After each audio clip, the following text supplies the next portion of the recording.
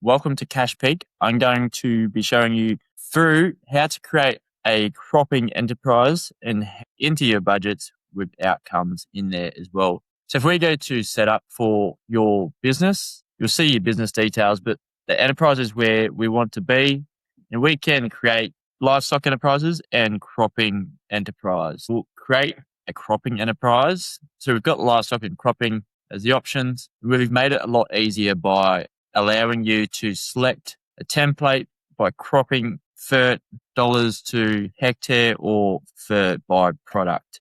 So if you just select the fert dollars to hectare, it will punch out what type of crops that you have. If you go through and name your enterprise afterwards, you can add or remove the different classes. And the classes in this are wheat, malt barley, oat, canola, lupin, lentil, and oat and hay. They are the classes within your cropping rotation so that you can have your classes in there so that you can better understand what they'll look like as cash flow in the end. We create our enterprise cropping. So the way that you could do this is you could have two enterprises across different blocks, different farms, different aggregations, so that you can run your schedule for that same farm or different farms in there, and then you can get the reporting all together. So we'll create this as the CashPeek cropping enterprise, save that, and it'll come across into what are our business level defaults. And when I say business level, it is if you change these defaults now, it will actually change all future schedules to be made from it. So I'll show you in a minute. When you change it schedule budget level, that is purely for that budget as well. So it won't go through and it won't change every other schedule. It will actually allow you to create scenarios around that. We've just set this in as what we see as the average, the default for cropping businesses. Looking at our trades being sales for this, and old is our old season grain and new is our new season grain. So having that differentiation in there to carry it through the season as tax minimization or maximization from that, working with your advisor and seeing how that on flow or retaining grain might actually impact your cash flow. But we're really talking about the product here, and then you can work with your advisor to get the most out of it. So if we just look at wheat sales, we'll look at the old one. This is how it's set up. If we are selling all of our grain after harvest, we probably don't need this, so we could tidy that up. We could turn it off. If for like malt barley, if you're selling all of your malt barley after harvest, turn it off the old and just have new season barley. This is our client code ID. So this is how it actually drops down into budget, ensuring that this is selected correctly and it is coded in from your Xero or MyOrb account, and then you can actually put the ID to it. So across the population, 100% of old season sales is associated. Then for seed sales as well, 100%. When will the wheat be sold? 100% has been allocated in June. If you were to sell that throughout two different periods, and then you could put 50% in April, then submit that, and then you would have two cells that are pre-populated within your budget, 50%, and with that outcome associated with it. So I'll go back to what the original was, and I'll delete that one out. If we submit that, then that will be saved. If I have a look at our costs, fertiliser, it's the exact same, client code being fertiliser, population formula 100% across all budgeted area. The allocation for this is that it is going to happen twice. So at sowing time, planting time, seeding time, whatever you may call it, and then we're top dressing 50% in June as well. So whatever your cropping operation is, how you run your business is how you'll allocate these within the month. And of course, the closer to that period you get, the more accurate your budget to actuals is actually going to be. So if we just say that as is, and then you can go through and select all of these ready to go. If it is amber, that just gives you an alert that it's not coded in. So we don't actually have a canola code for this client for the demo file. So it just directs us to go back to our codes, go in there and set that up if you do have canola as well. So if we have a look at all of our rotation, all of our enterprise, if we want to, we don't have lentil, we can delete lentil out, delete that class, no canola in this schedule.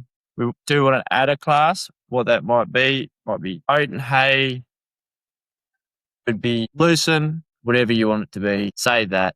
You'll have to add in sales. And once you've created your enterprise, it will all show up here. So you'll have your livestock, your cropping, if you're mixed farming, and where you find your schedules is within your budget. So looking at your master budget, how you run your budgets will be all different to everyone, but where you view your schedules will not be. So view schedules at the top, you'll see all of them coming through. And because we haven't played around or created our schedule, we'll see the cropping stem template, create schedule instead of view schedule where it has been created before. So once you have your old season and new season grain table in front of you, you can go ahead and infill your old season grain. So what grain do you currently have on hand now? Wheat, 1,000 tonne. What's it worth? 335. Not looking at the market value.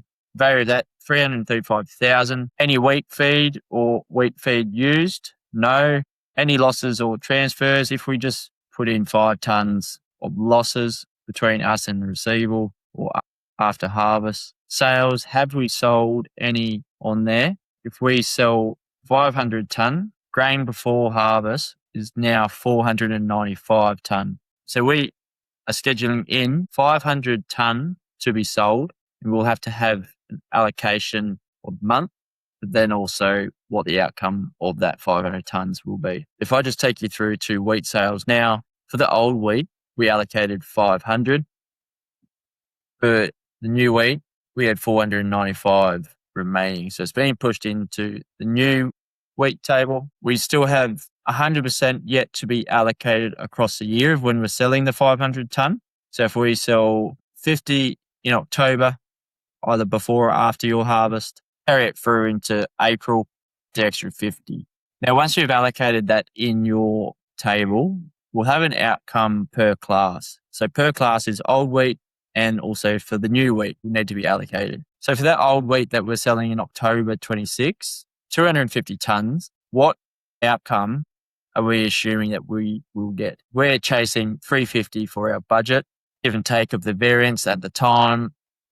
And because we've strategically looked at how we are selling, trying to not time the market correctly, but maximize the most from our commodity. Old wheat, 250 tonne, April 27. What do we expect? If that's up around 410, or if it's less, depends how you set up your budget for your timings and working with your team around that as well. So now that the allocation totals are 190,000 for just shy of 1,000 tonne, full year's total for wheat sales only is $619,023. So if you set up your allocation across classes just as you have been doing before, you'll get a lot closer, but you also get a better view of what opportunities or gaps may lie within your budget and also your actuals coming across.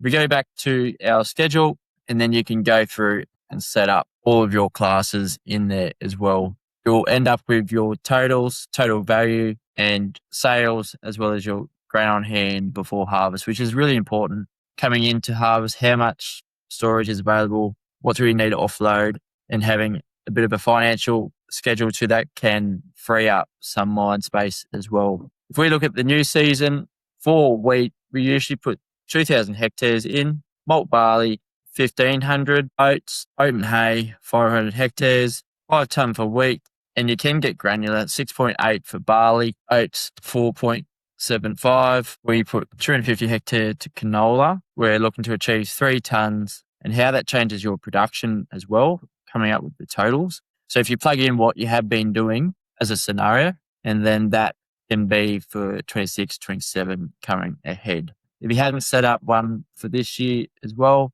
best time to do it is before harvest, so you can see what sort of decisions need to be made prior and see how it will work within your own scenario as well. So having a look at what is available to sell later. What do you want to sell from the 10,000 tonnes later?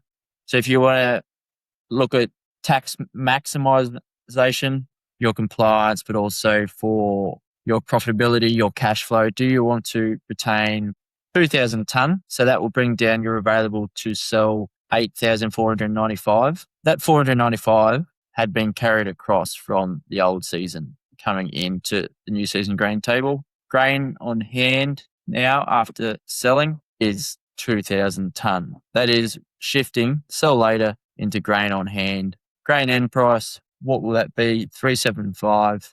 So the grain value at the end is grain on hand times 375 equals 750,000. And going through and doing this for all of your new season grain, setting up your allocation tables. So for barley, we scheduled in 10,700 tonnes for new season malt barley, and that's currently a December sell. What we're expecting for that, 450 malt barley, ending out with a full year 7,485,431. We go back to the schedule, ensure that these are all input. We've kept them up to date, having a look at everything in there, and then you can probably do seed inventory at the very beginning, but because you have your budgeted area in play already, how much seed do you have to get going? Got 10 tonne of canola, 200 of oats, 800 of malt barley, wheat probably 1,000. What's your seeding rate? 50, 60,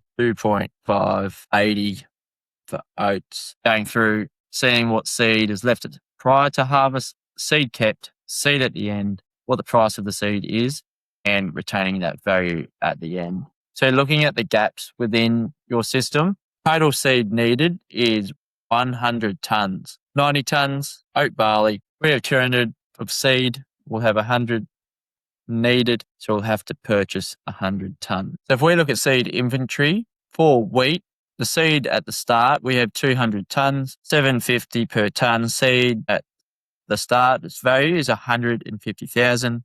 Across the budgeted area of 2,000 hectares, 50 kilo per hectare.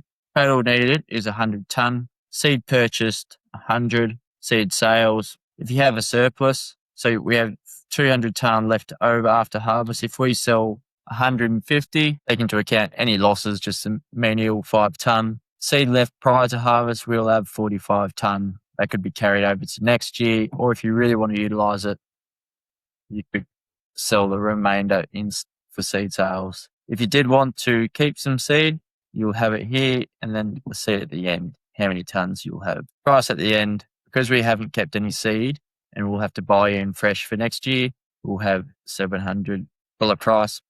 No value because we've used it all in our production. Now that you have that, looking at your totals, seeing what matches up, any decisions you need to make off the back of filling this out, just so you have an understanding of what it looks like from a financial point of view within CashPeek. Going through and doing that for all of your classes as well is super important, and really for strategic decisions to do that at the very beginning, and it won't need to be changed too much. It's just added into your reports. So if I go through and export this, I'll be able to include notes, schedules, and allocations, and they will come through down the bottom. So all of in there, and you can see the wheat sales allocations, barley, sheep sales, notes, seed inventory, our new season grain table, as well as our old season grain table. Great. So that wraps us up for 20 minutes looking at how our cropping enterprise and schedules work, how it infills into our cropping receipts. As you can see here, anything with an equal sign, right click, and I'll have it input there as well with the outcome. Looking at the allocation, you can add notes and use your budget within CashPeek in the way that you wish. If you have any questions about cropping schedules, please do email through to info@aglytica.com. Give us a call. We'd love to hear your feedback, how you work with cropping schedules, and if you need assistance setting them up, let us know. Hopefully you got something out of this video so that you can run your financial hub within CashPeek for your farm.